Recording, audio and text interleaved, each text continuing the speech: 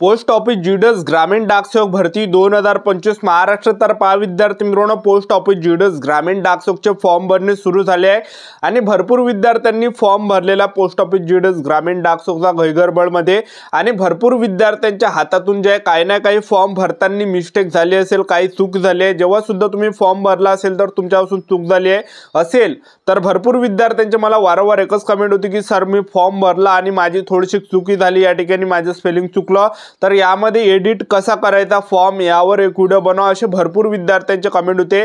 Edit कसं करायचं असे भरपूर विद्यार्थ्यांचे कमेंट होते की सर एडिट कसं करायचं, आमचं या ठिकाणी फॉर्म चुकला तर एडिट कसं करायचा, तर याबद्दलच माहिती तुम्हाला आजच्या व्हिडिओच्या माध्यमातून सांगणार आहे। कारण की जे पण फॉर्म भरते फर्स्ट टाइम, ठीक आहे, जे पण पोस्ट ऑफिस जीडीएस ग्रामीण डाकसेवक मधून जे पण विद्यार्थी फॉर्म भरते तर काही ना काही आपल्यापासून जे काही ना काही चुकी होऊनच जाते गैरगडबडमध्ये। एक तर आपलं स्पेलिंग चुकू शकते किंवा आपल्या या ठिकाणी आपण जर समजा प्रेफरन्स जे टाकले आपण फक्त 8-10 प्रेफरन्स टाकले ते सुद्धा आपल्यापासून चुकी होऊ शकते किंवा आपल्याला जे आपण फक्त 8-10 प्रेफरन्स टाकले आणि आपल्याला टाकायचे 6 प्रेफरन्स टाकायचे तर आपण फक्त 8-10 टाकले आणि हे पण आपल्या इकडून या ठिकाणी चुकवते।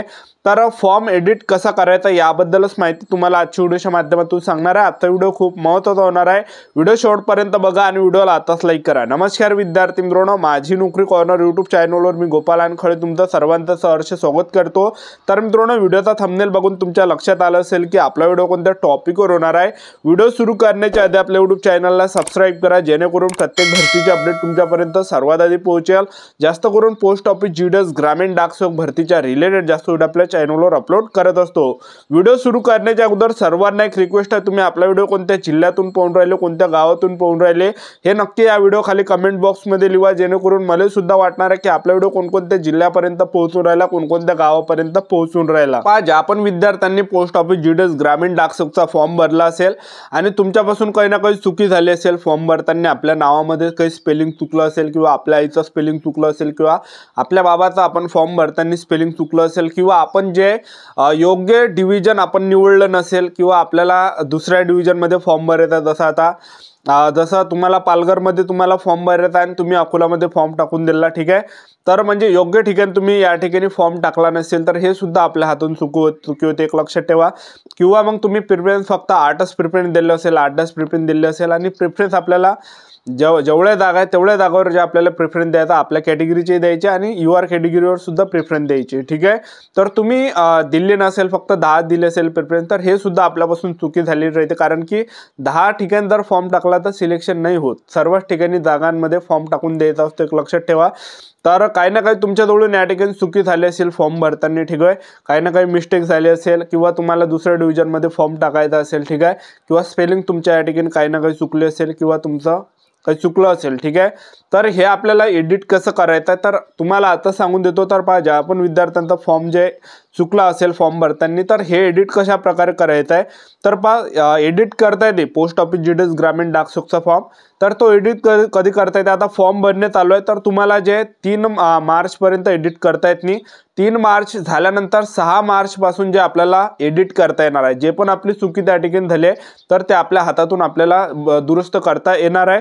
तर त्याच्यासाठी तुम्ही चॅनल सबस्क्राइब करून ठेवा, यावर सुद्धा आपण नक्की व्हिडिओ या ठिकाणी आणणार आहे की आपल्याला एडिट कसं, आपला फॉर्म एडिट कसा करायचा याबद्दल सुद्धा आपण आपल्या यूट्यूब चॅनलच्या माध्यमातून व्हिडिओ आणणार आहे। तर चॅनल तुम्ही सबस्क्राइब करून ठेवा, ठीक आहे। तर तुम्हाला जो फॉर्म आहे तुमचा हा एडिट जर करायचा असेल तर 6 मार्च नंतर तुम्हाला एडिट करता येणार आहे। सध्याच्या कंडिशनला तुम्हाला टेन्शन घ्यायचं नाही, संयम ठेवा, ठीक आहे। ज्या पण विद्यार्थ्यांची चुकी झाली असेल तर काही विषयाने ते होऊन जाणार आहे सर्व ठीक आहे। तर पोस्ट ऑफिस जीडीएस ग्रामीण डाकसेवकचे ज्या विद्यार्थी मित्रांनो आपल्याला प्रेफरन्स कशा प्रकारे द्यायचा, कारण की भरपूर विद्यार्थ्यांना माहित नाही की आपल्याला पोस्ट ऑफिस जीडीएस ग्रामीण डाकसेवकचा प्रेफरन्स कसा द्यायचा आहे। तर पहा आता मी तुम्हाला एक उदाहरण सांगतो, कारण की भरपूर विद्यार्थ्यांना समजत नाही, बरोबर मुलं या ठिकाणी फॉर्म भरत नाही, एक लक्षात ठेवा, ठीक आहे। तर आता मी तुम्हाला उदाहरण सांगतो, आता समजून जा या ठिकाणी पालघर जिल्हा आहे, ठीक आहे, आता पालघर जिल्ह्यामध्ये आपल्याला फॉर्म या ठिकाणी भरायचा आणि पालघर जिल्ह्यामध्ये समजा आता एक उदाहरण देतो तुम्हाला, तिथं 60 जागा आहे पालघरमध्ये, ठीक आहे, आणि तिथं ओबीसी कॅटेगरीचे 20 जागा आहे, त्याचबरोबर उदाहरण देत आहे एससी कॅटेगरीचे 20 जागा आहे, एसटी कॅटेगरीचे 20 जागा आणि ईडब्ल्यूएस कॅटेगरीच्या 20 जागा आहे आणि 40 जागा युआर कॅटेगरीच्या आहे। तर अशा 60 जागा त्या ठिकाणी आहे पालघर डिव्हिजनला आणि तुम्हाला पालघर डिव्हिजनला फॉर्म टाकायचा आहे। तर सर्वात पहिले तुम्हाला काय करावं लागणार आहे, तुम्ही एससी कॅटेगरीचे असाल तर एससी कॅटेगरीच्या आपल्याला विषय जागावर पहिले आपला प्रेफरन्स द्यायचा आता 1 पासून 1 2 3 4 5 7 8 9 9 10 20 पर्यंत, ठीक आहे। 1 पासून 20 पर्यंत आकडे त्या ठिकाणी टाकून देता, जेवढे आपल्या त्या ठिकाणी जागा आहे तिथं। आणि सर्वात पहिले बीपीएम ला तुम्ही या ठिकाणी प्रेफरन्स द्या। पहिले बीपीएम वर नंबर द्या, नंबर टाका बीपीएम मध्ये, ठीक आहे। त्यानंतर एबीपीएम किंवा डाक सेवक मध्ये तुम्ही या ठिकाणी प्रेफरन्स द्या, ठीक आहे। तर हे 20 आपण देऊन द्यायचे आपल्या कॅटेगरीच्या। आपल्या कॅटेगरी झाल्यानंतर 21 नंबरापासून प्रेफरन्स टाकणं चालू करून द्यायचं आहे यूआर कॅटेगरीवर, ठीक आहे। अशा प्रकारे आपल्याला फॉर्म भरायचा। कसा आहे, सर्वच जागावर जर फॉर्म टाकला तर तिथं आपलं सिलेक्शन होऊ शकतं, एक लक्षात ठेवा, ठीक आहे। तुम्ही फक्त 10 ठिकाणी आपल्याच कॅटेगरीच्या जागेवर टाकलं तर नाही सिलेक्शन होऊ शकत, कारण की आपल्या कॅटेगरीच्या जास्त त्या ठिकाणी फॉर्म येते।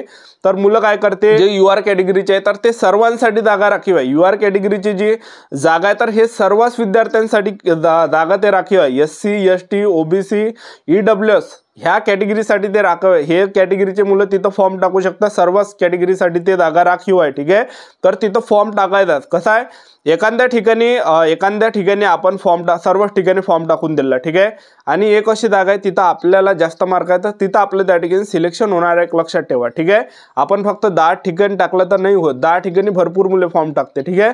तर जेवढ्या जागा यूआर कॅटेगरीचे तेवढे भरून द्यायचे। आता ओबीसी कॅटेगरीचे तुम्ही आहे तर ओबीसी कॅटेगरीचे असाल तर तुम्हाला प्रेफरन्स कसं द्यायचं आहे, पहिले आपल्या 20 जागेवर, आता समजा उदाहरण देऊन मी तुम्हाला पालघरमध्ये 60 जागा आहे, 20 ओबीसी कॅटेगरीचे, 20 ओबीसी कॅटेगरीवर आपला पहिले प्रेफरन्स देऊन द्यायचा। 1 नंबरपासून 20 नंबरापर्यंत टाकून द्यायचे क्रमानुसार नंबर। आणि सर्वात पहिले जे तुम्हाला बीपीएमचे जेवढे पण पद असेल, 5 जागा आहे बीपीएमच्या, पहिले 5 बीपीएम वर टाकून द्यायच्या, नंतर 6व्या पासून चालू करून द्यायचं आपल्याला, ठीक आहे। तर आपल्या कॅटेगरीच्या टाकल्यानंतर आपल्याला यूआर कॅटेगरीला सुद्धा प्रेफरन्स द्यायचा 21 नंबरापासून 60 नंबरापर्यंत, ठीक आहे। तर अशा प्रकारे आपल्याला फॉर्म भरायचा आहे। एसटी कॅटेगरीचे तुम्ही असाल, ईडब्ल्यूएस कॅटेगरीचे असाल तर तुम्हाला सुद्धा असाच फॉर्म टाकायचा आहे, ठीक आहे। आपल्या कॅटेगरीच्या पहिले 20 जागेवर आपल्याला प्रेफरन्स द्यायचा आहे 1 पासून 20 नंबरापर्यंत, त्यानंतर जे 20 नंबरापर्यंत द्यायचे आणि सर्वात अगोदर बीपीएम पदाला आपल्याला प्रेफरन्स द्यायचा आहे, ठीक आहे। बीपीएमच्या 6 जागा असेल तर पहिले 6 जागेला प्रेफरन्स देऊन द्या। 6 जागेवर 1 2 3 4 5 6, त्यानंतर 7व्या पासून जे एबीपीएम झाला डाक सेवकला सुद्धा देऊ शकता तुम्ही, ठीक आहे। 7 पासून 20 पर्यंत त्या ठिकाणी प्रेफरन्स द्यायचा आणि 20 पासून 21 पासून जे आपल्याला यूआर कॅटेगरीचं 60 पर्यंत प्रेफरन्स द्यायचा आहे, ठीक आहे। जेवढ्या जागा यूआर कॅटेगरीच्या आहेत तेवढ्या, ठीक आहे। तर अशा प्रकारे आपल्याला योग्य पद्धतीने जे आपल्याला फॉर्म भरायचा आणि मोबाईलमधून तुम्ही फॉर्म भरा, ठीक आहे। सायबर कॅफेमध्ये जर तुम्ही जासाल तर सायबर कॅफेला काय करणार आहे, फक्त 10 जागावर तुम्हाला प्रेफरन्स टाकून देईन, ते पण आपल्या कॅटेगरीच्या, ठीक आहे। आणि जे यूआर कॅटेगरीचे असाल तर यूआर कॅटेगरीचे मुलं एससी एसटी ओबीसी ईडब्ल्यूएस या कॅटेगरीवर तुम्हाला प्रेफरन्स देता येत नाही, ठीक आहे। कारण की त्या जागा त्या कॅटेगरीसाठी राखीव आहे। एससीच्या एससीसाठी राखीव, एसटीच्या एसटीसाठी राखीव, ओबीसीच्या ओबीसी कॅटेगरीसाठी, ईडब्ल्यूएस कॅटेगरीच्या ईडब्ल्यूएस कॅटेगरीसाठी राखीव आहे, ठीक आहे। त्याचबरोबर मोबाईलमधून आपल्याला पोस्ट ऑफिस जीडीएस ग्रामीण डाक सेवकचा फॉर्म भरायचा आहे, ठीक आहे। आपण आपल्या मोबाईलमधून जर फॉर्म भरला तर जास्त टाइम लागते, 15-20 मिनिटं, कारण की आपण सर्वच प्रेफरन्स त्या ठिकाणी देऊन देतो। पण सायबर कॅफेमध्ये गेले तर तो 10-12 प्रेफरन्स देऊन देईन आणि 10-12 प्रेफरन्समध्ये सिलेक्शन होत नाही, ठीक आहे। तर अशा प्रकारे योग्य पद्धतीने फॉर्म भरायचा तर भरून टाका, कारण की 21,413 जागांसाठी भरती आहे। लेखी परीक्षा नाही आहे, यामध्ये 10वीच्या पर्सेंटेजवर सिलेक्शन होणार आहे। पगार सुद्धा 10,000 ते 24,000 पर्यंत 29,000 पर्यंत पगार भेटणार आहे। लेखी परीक्षा नाही आहे, डायरेक्ट सिलेक्शन होणार आहे, ठीक आहे। तर ही होती संपूर्ण महत्त्वाची माहिती। आजचा व्हिडिओ आवडला असेल तर व्हिडिओला लाईक करा, शेअर करा, सबस्क्राईब करा। याच्यासाठी इथंच थांबतो, भेटूया नेक्स्ट व्हिडिओमध्ये। जय हिंद, जय भारत।